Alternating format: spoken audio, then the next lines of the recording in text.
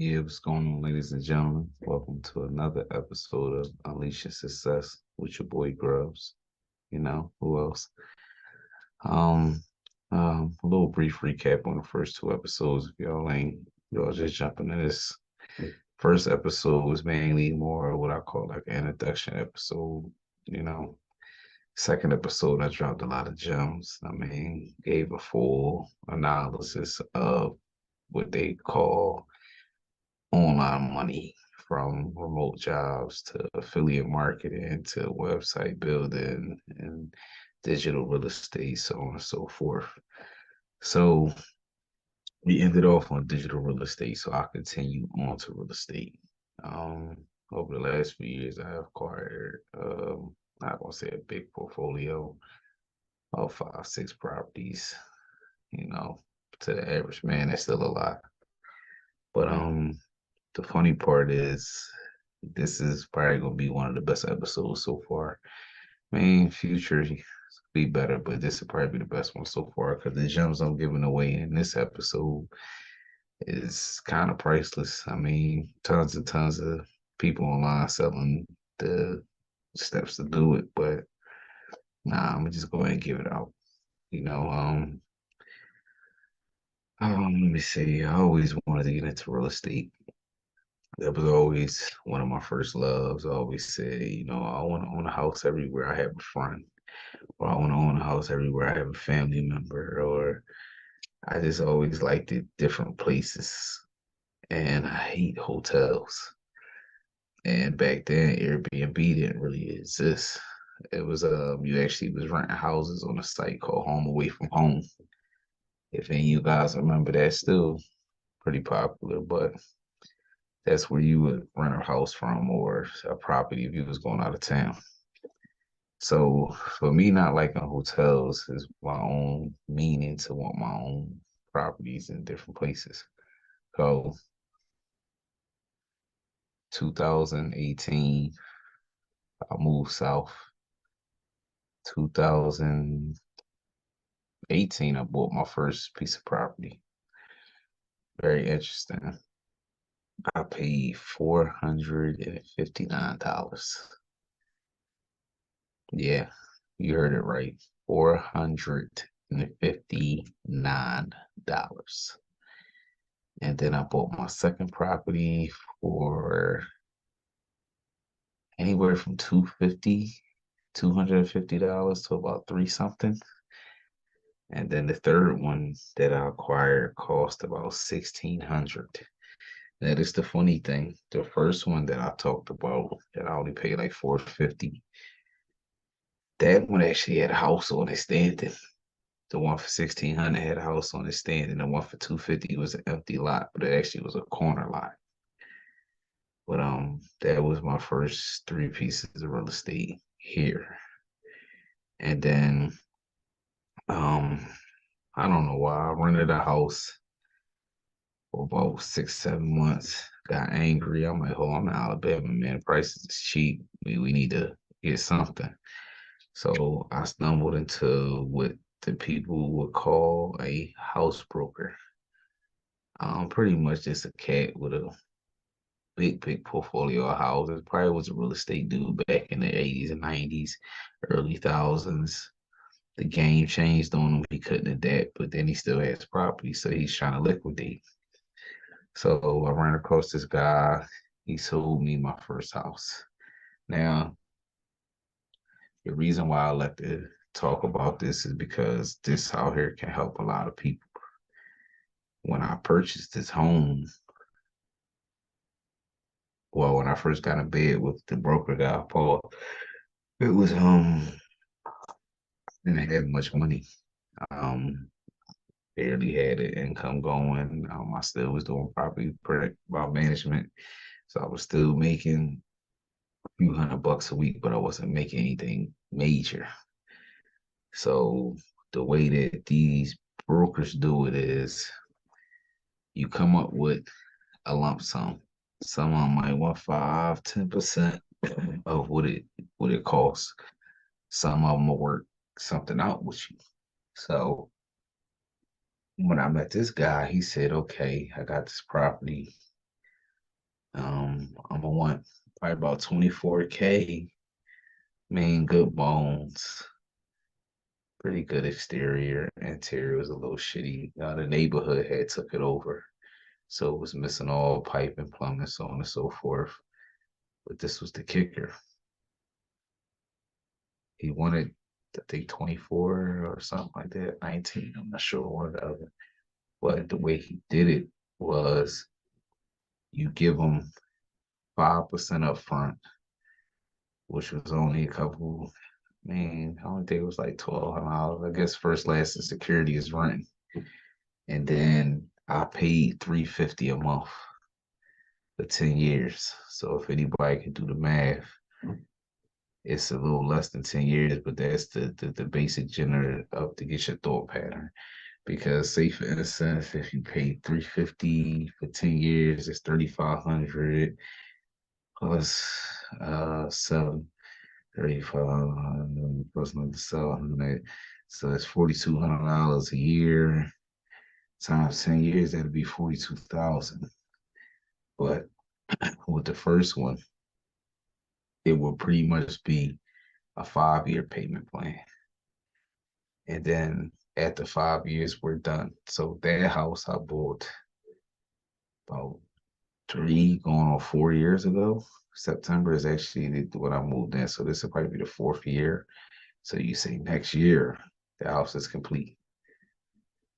And even through that time that I was paying the rent, I mean, the mortgage was only about $350 a month, which gave me the opportunity to do repairs, make it better.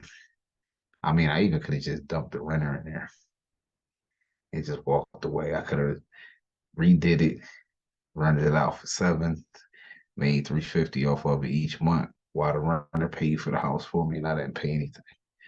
But at the time, I chose to live in it. Um, I was coming from a renting situation, and then I seen the learning lesson into it. Because I'm like, hold up, I can figure this out.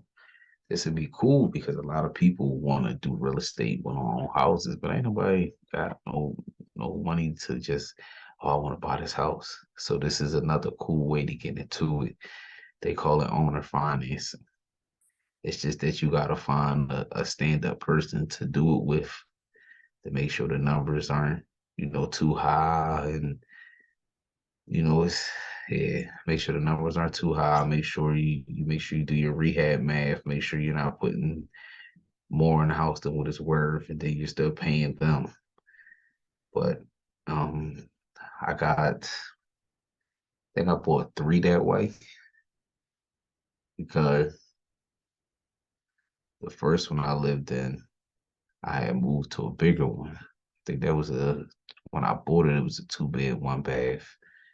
I converted it to a 3 bed, 1 bath. And then when I bought this one I live in now, it was a 3, a 1.5. But I converted it to a 4 bed, 2 bath. And then I have another one that's like a 2 bedroom, 1 bath, little small house. But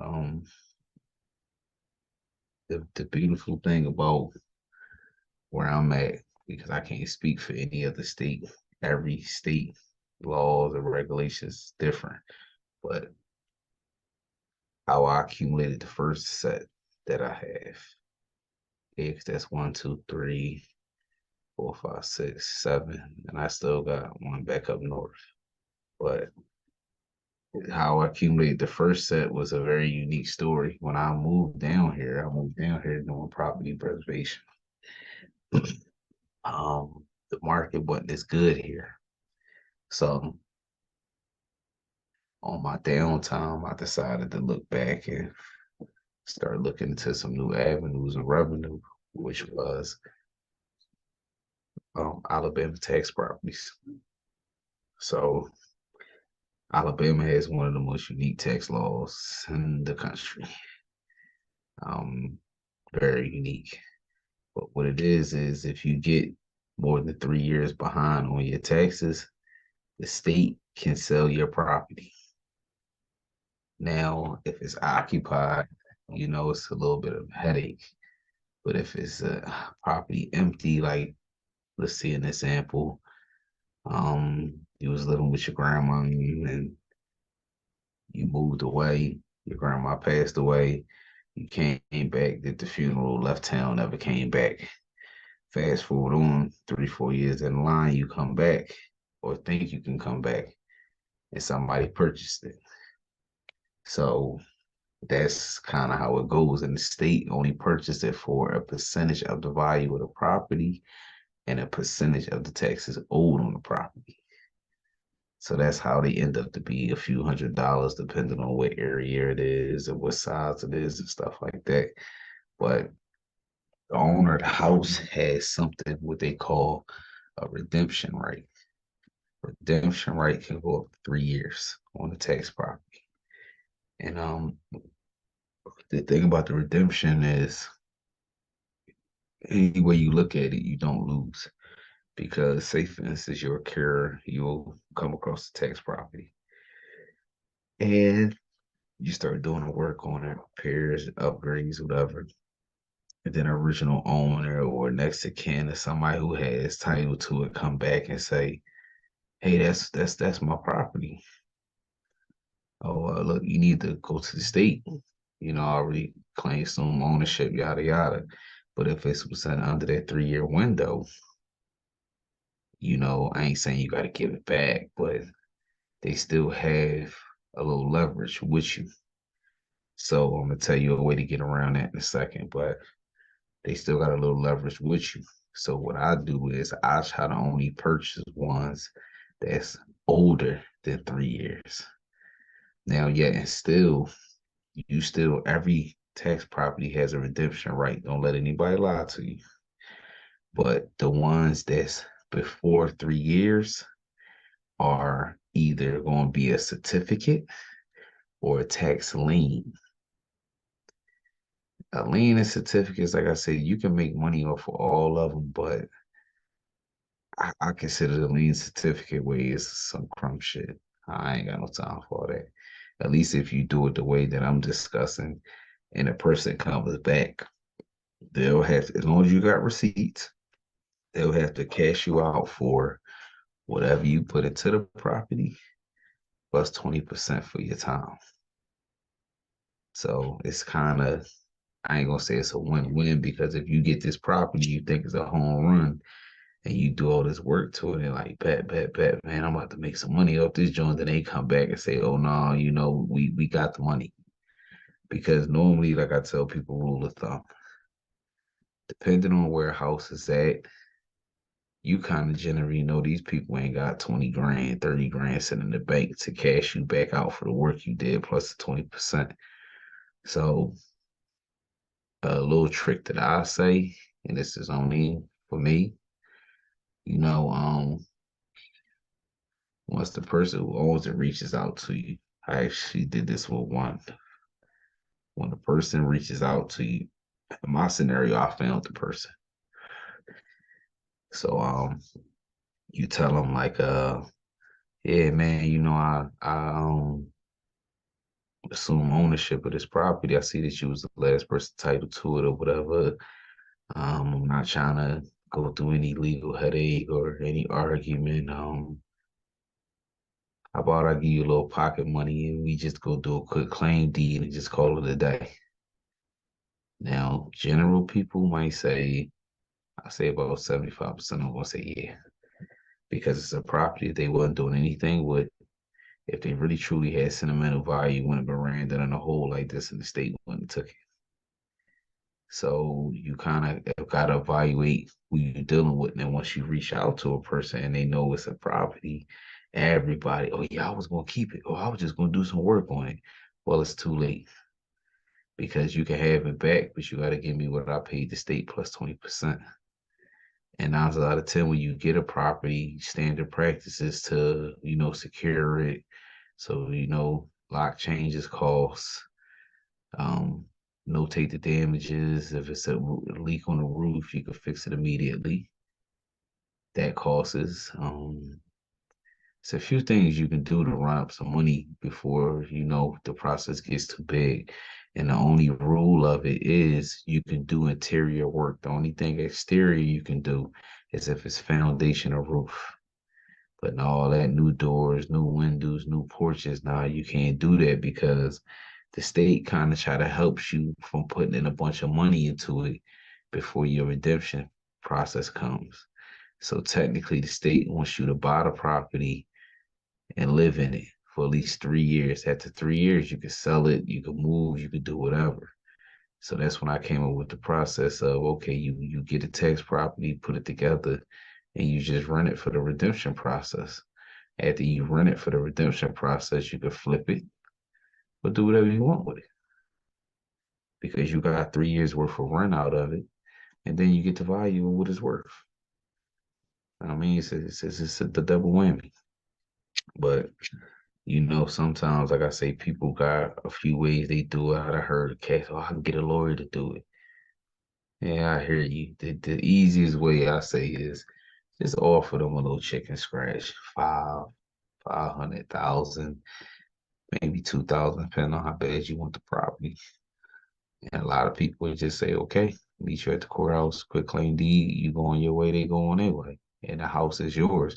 So once you do that process with the quick claim deed, there is no 3 year redemption right no more.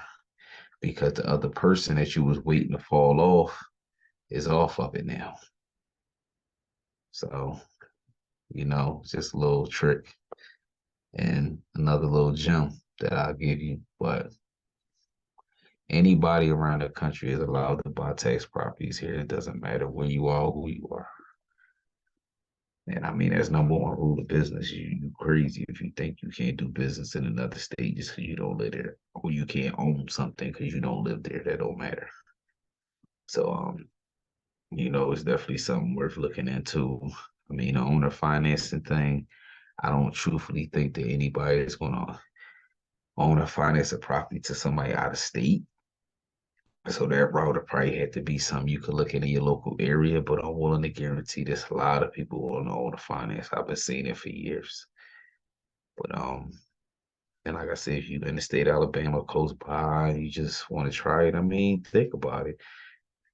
Once you can look at the property, once you go on the tax list, you can go check it out, look at some pictures. I mean, I use Bing. I recommend Bing. It's a lot more updated as far as the street view. And Redfin is the best one to see the most updated pictures of the properties. But you can do that, or you could just simply get you a list and try and look at them like I used to do. I mean, a lot of them was just overran with trees. The yard was very bad, but they all was in pretty good. I mean, the bones and building was in pretty good condition. So, overall, everything kind of worked out for the most. Now, fast forward on, you know, another little piece of real estate that I say because I'm only going to tell you what I do. You can make your own decision about what you want to do. I mean, me myself, I'm getting out of the property, as you say, and I'm trying to get more into the land because when you got land, like with me, I'm kind of creative with my businesses. As y'all see, I do a lot. So having something, I always had a dream of having something like a compound where I could just have acres of land and I got everything I do right there. If I want to start a small business and I got a shipping, a little place where I have to put together, pack and ship, I could pack and ship from there. Actually have people coming to work every day at my house, but it's just at a building on my land. They don't have to know that. I mean, once you get 15, 20 acres, you can live across the yard somewhere and don't nobody even know that house back there. But the land thing is a lot more, to me, it gives you a lot more ownership because with land, that's your land. From that endpoint to that road is yours. When you buy a house, the street is not yours. Everything requires a permit and you can't do this, you can't do that, you can't do this. That's because it's in a city or a township where you have to comply by. When you own big parcels of land, it's a little bit you have to comply with, but for the most part, you can do whatever you want. That's how people buy land and convert it for paintballing and hunting and camping and stuff. You can pretty much do what you want with open land. It's a lot more revenue to be made out of it. Um, you can buy a piece of land on the side of a road in a neighborhood that you can see is missing something. Grab it, cut the trees down, open a Family Dollar or Dollar General in the middle of nowhere. It'll make money. And that's just probably off a little 20, $30,000 parcel of land. And that's another thing I was telling my folks too. For anybody out there that come across this video that own big parcels of land, you could do what they call a market evaluation to see what the area is like, see what the population is like in the area, and so forth. Now, when you populate in the area, you don't specifically just go with just that area, you go with that area and the surrounding. So, say for instance, you live somewhere up in like upstate New York and you got a ton of land. Family gave it to you, 50, 60 acres. It's been in the family for years. Now, say you might not be too far from Rochester or one of them other little popular areas of upstate New York. Now, say you do your research. Damn, Amazon ain't got no John here. Okay, you go to somebody, you write a proposal, send it to Amazon. Yeah, I got 60 acres of land. I'm willing, work something out. I'll sell y'all about 10 acres of it to make y'all a facility, bring some money to the area, new jobs, so on and so forth. Good tax money for the state, make it look presentable. Now, if Amazon see it's a good population, they do their analytics and see that they shipping a lot to that area, you just turn the parcel of land into some gold. Because with Amazon, they build and grow. So they might buy them 10 acres from you. And before the next 10 years, they might have at least 20, 30 of them acres that you had because they expand so fast. Just a little food for thought. But that's for all y'all landowners. And then y'all got to understand too, don't solely get based on Amazon. Everybody has distribution centers, Family Dollar, Dollar General, Walmart, even the small stores have them. Everybody has distribution centers. It's just if that store is popular in that area. But that's a little something to do with a nice parcel of land that people look over and they'll hold them and hold them and hold them. Oh man, yeah. I'm gonna sell to a strip mall. No, you don't really need to do that. Another tip that I say too before you get into real estate, please make sure you have a good title person. Title searches is something where you don't really, I ain't gonna say you don't shop around, but if you know somebody that says they have a good title person and they recommend them, they've been using them for years, I would normally give them a try because title people are shifty and they're hard to come by. A lot of people are getting into the game because they're hearing the money that comes behind it. But I'm gonna tell you the difference between a good title person and a bad title person. They might a bad title person do a soft search, pause, mid search, pause, and then bring you back and say, "Hey, yeah, yo, this property is clearing free. Go ahead and get it, man. It's a good buy." Which is a good one to do 2, 3 searches, soft, medium, hard pause, and then they'll do another one, and then they'll do a national search. And then they might come back to you and say, well, yeah, some guy named Lee Jacobs used to live here back in 1983. And he was driving home drunk one night and hit a family and they sued him. He passed away and the debt went to the state. So when they say to turn the debt onto the estate, that means it's on that property. So if you purchase that property, you purchase that debt too. I mean, and another clear thing, because like I said, my previous job, I had to deal a lot with the logistics of the paperwork and the legal colonies of what goes behind properties. Okay, when I say the fact that when you buy the house, you buy the debt, that is true. I'm not saying you have to pay it, but when you sell that property, you're going to pay it. I mean, to me, honestly, I would rent it out.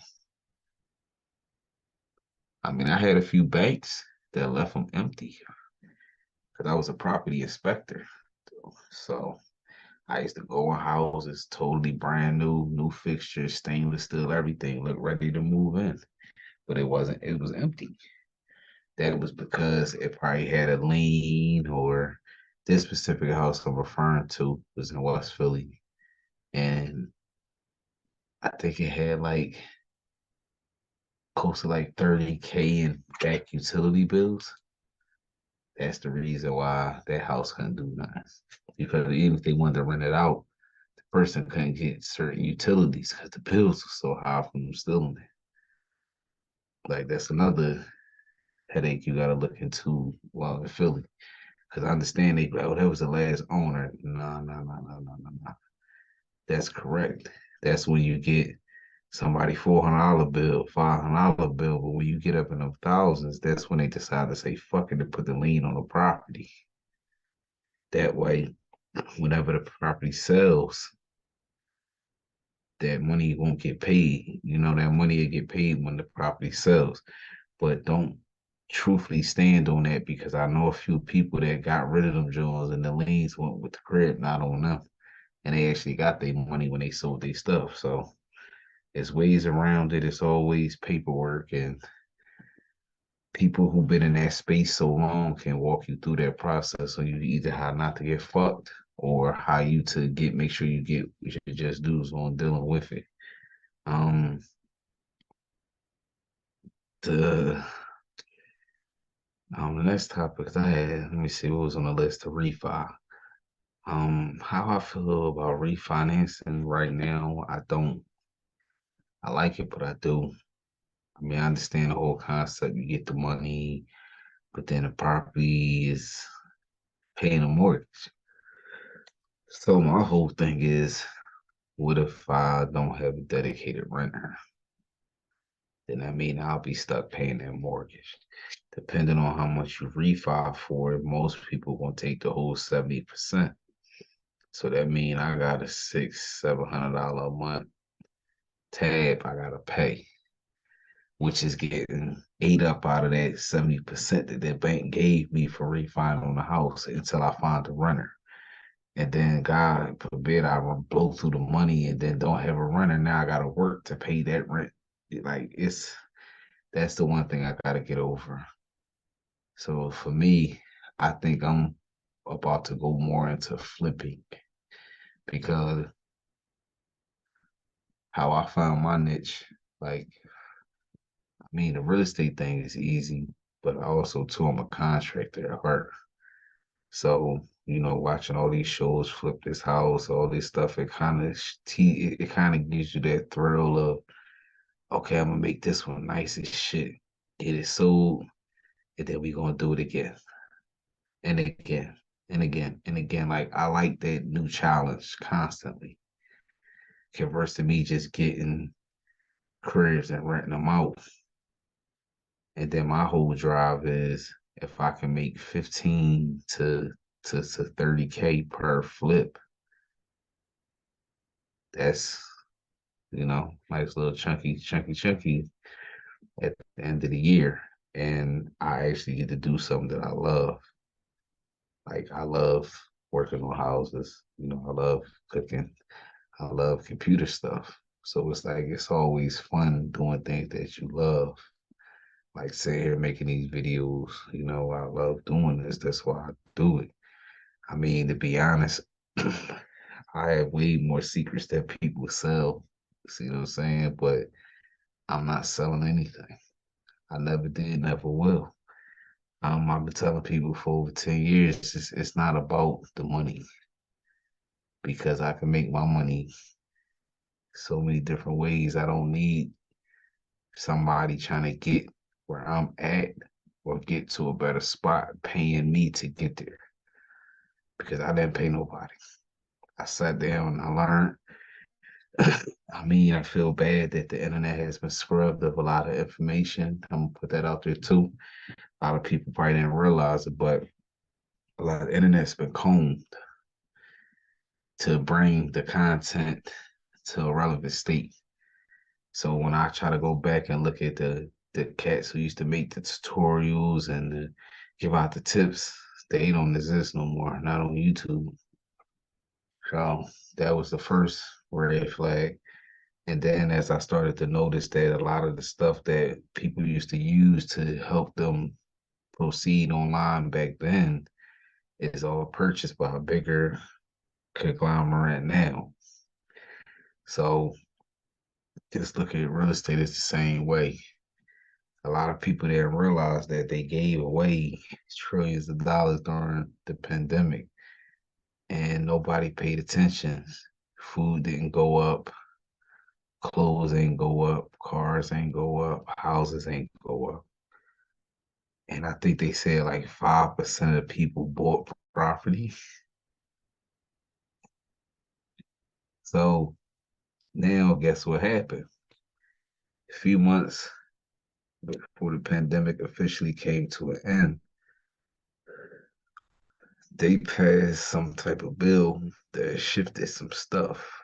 Now, most people thought it was a good thing, but all reality, it wasn't because that shift that they made changed and raised the value of everything. It raised the value on how much houses sell for. It raised the tax value on the houses. It raised a lot.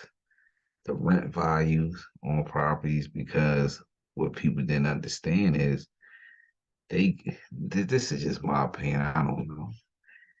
They gave us trillions of dollars to see what we gonna do. It was an experiment. Now, if you think if everybody or at least half of us would have did the right thing, the economy would actually be great right now.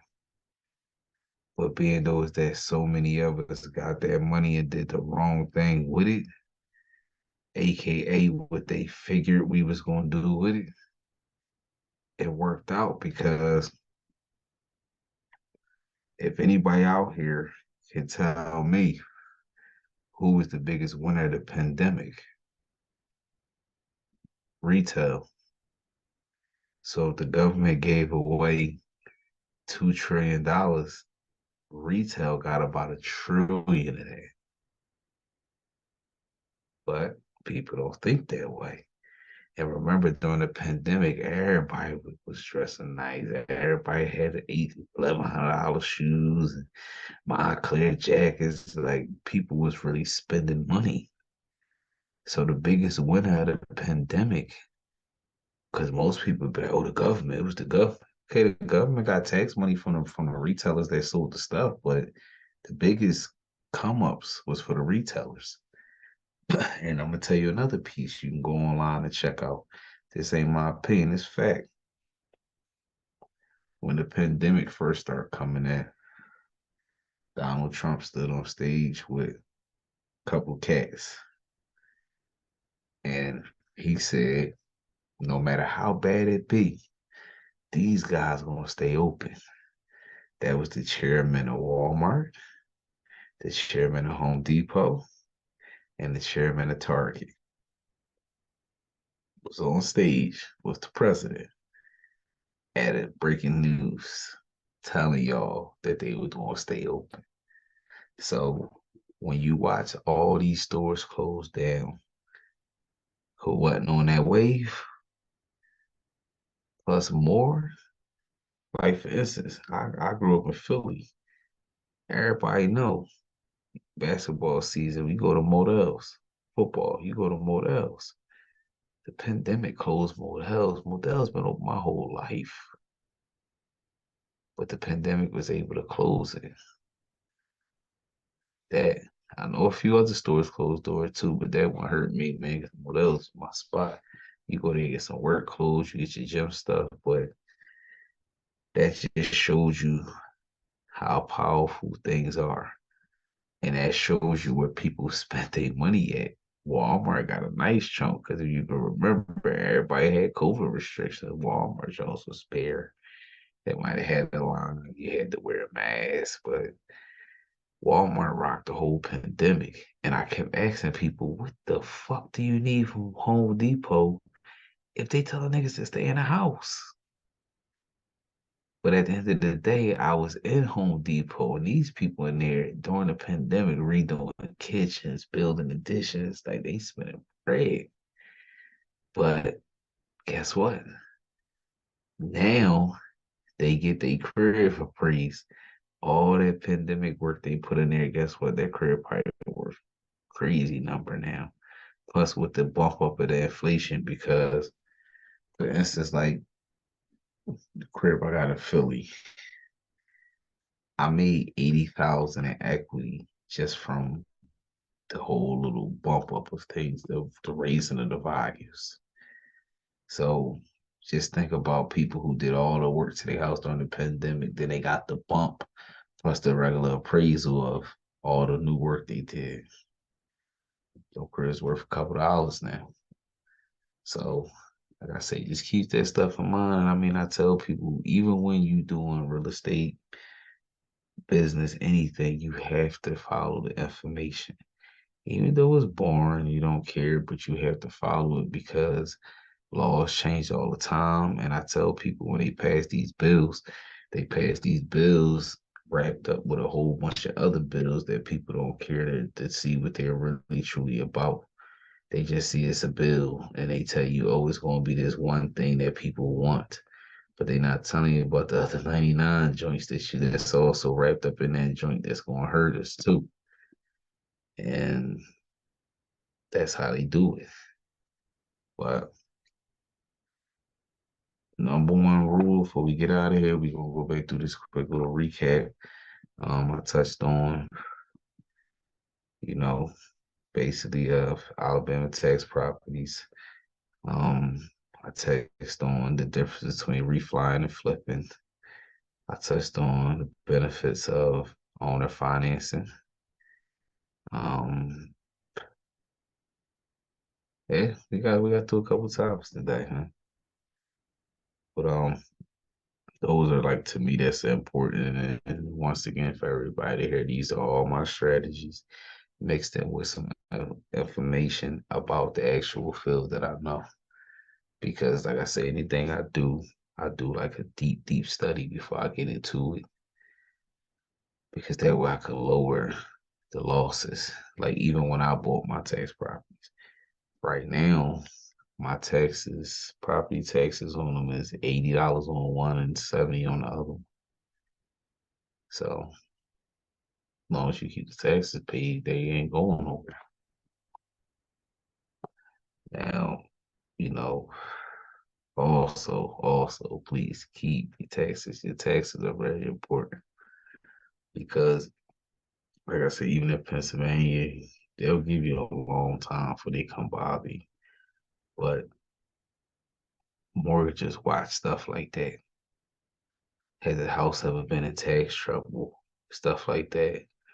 Like the way my parents was, the taxes always says zero.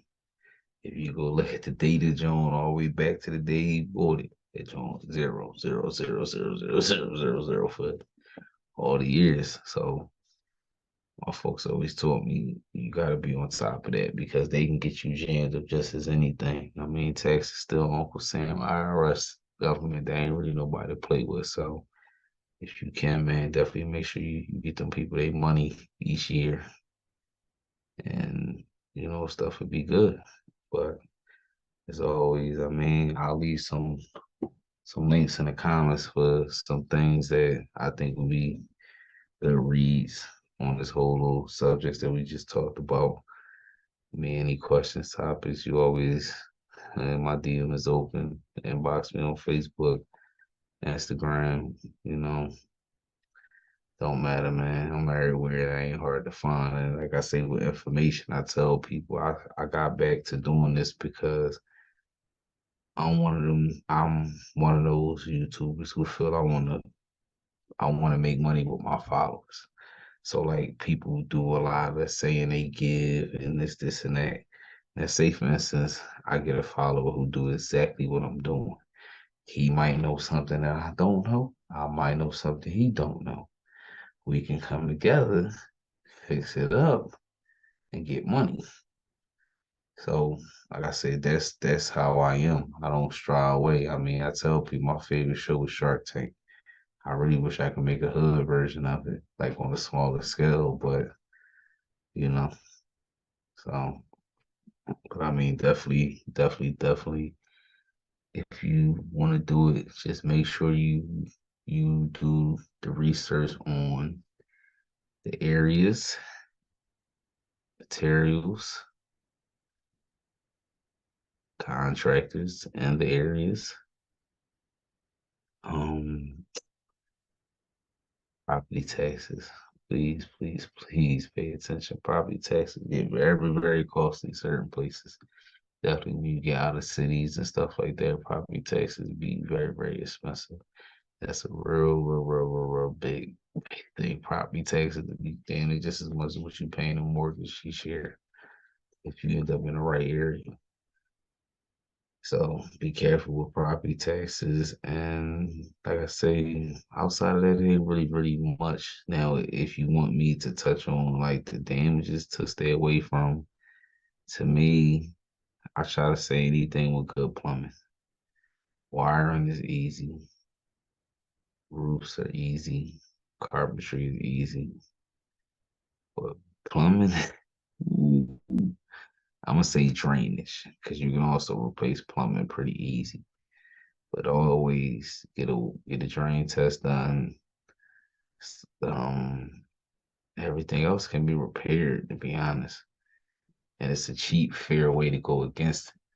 So most people might say, okay, I can get this roof done. Give me 15,000. Okay, you can go to the local shingle house and buy a pile of the shingles for $1,200.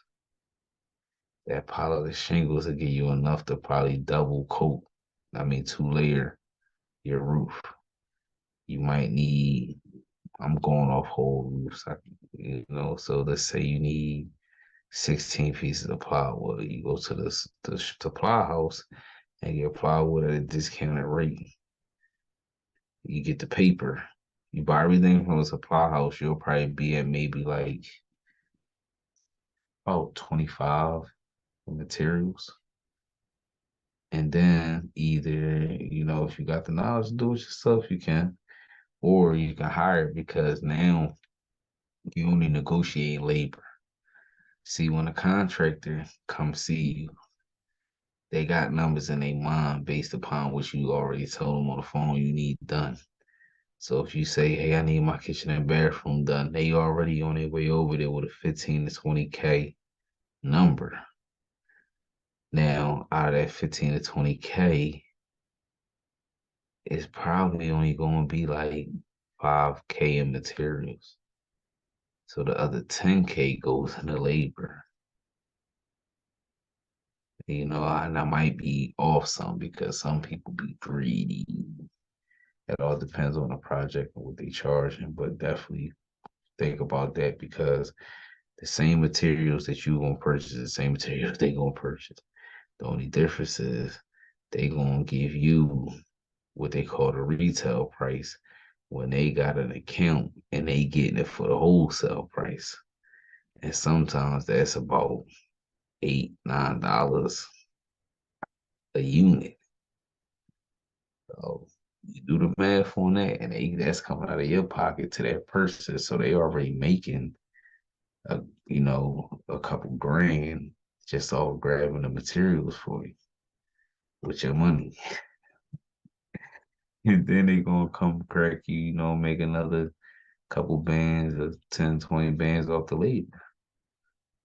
So I mean that's how contractors work. I mean, I wish I was one of them type contractors, but I ain't got that heart, man. I'm fair, but also too, like I tell people, I'm not for hire. I work on my own stuff. I mean, I'll do projects for people, but I'll naturally say I'm not for hire because I got so much stuff going on. It's like I really don't have time to take a project and be dedicated with it for 2, 3 weeks and whole month rehabs. Nah, I can't sit at one place that long. My other pieces will start to fall. So for that reason, I just tell people, no, I'm not for hire. But it's just like when you buy your car. I mean, you get your car fixed. You go to AutoZone, get the brakes, get somebody to put them on. Same scenario. Because if you go to a shop, even Pep Boys gonna do what? They gonna tell you the brakes was $39.99 when they got them for a wholesale price of probably $26. They're gonna charge you $39.99, and then they're gonna charge you $40 each side, where you can grab them yourself out the store, probably over the counter for like 30, $40, depending on what kind of vehicle. And then the local dude gonna charge you $30 to put them on flat, not 30 each side, $30. Or I heard a few cats say 20 each side. So a lot of things you do is the same mentality. Grab your supplies and pay for the labor. Because when you go on at the labor route, you can negotiate a lot more because I got my stuff right here. So you ain't gotta go get nothing. All you gotta do is bring your crew and start working. That's a few bucks off. And it gives you a lot more leverage because when they give you that number and they look at that pile of material, they gonna be like, "Wish you was a roofer and got hurt."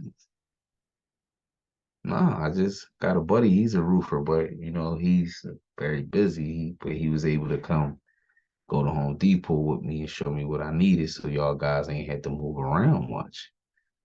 Everything was here, and now you'll be surprised. They might tell you, "Okay, man, just give me four grand for labor." Now you at 7,000 total. Like it's crazy, man. Like I done seen it over and over again. Like I say, it's not a strategy or anything. It's just a simple fact. Simple is cheaper. So if you telling me I don't have to get up 5 in the morning and go get your supplies, they here. I ain't gotta make no list, no measurements. My buddy's a professional. He got up there and measured everything. Good to go. I got more than enough shingles to double layer. Same thing with the paper, double layer everything. Only thing I don't want you to double layer is the drywall. I mean, the plywood. So just think about stuff like that, man, and don't let it scare you, man. Like I say, it's definitely easier that way, and then after a while, you'll be able to do it fluently, and that's what become a bookie. You can don't even know how to change a lock and make a ton of money off crib. See what I'm saying? It's just all about knowing it. Like when people know or think that you know, and then you actually know, it gives you a lot more respect as far as the price of what you're doing. But I'm gonna go ahead and wrap this up, man. Make sure you guys like, share, and subscribe. Um, like I said, any questions you can always leave in the comments. And I can't wait to see you guys again. Have slightest idea what we're gonna talk about next, but kind of sort of when these things come to my mind, I'll be like, okay, when I get home tonight, I'll put one together. But you know, but thanks for the love. Thanks for the support. And as always, I'll see y'all again. This is Unleash Success with your boy Grubs. It's another one in the books.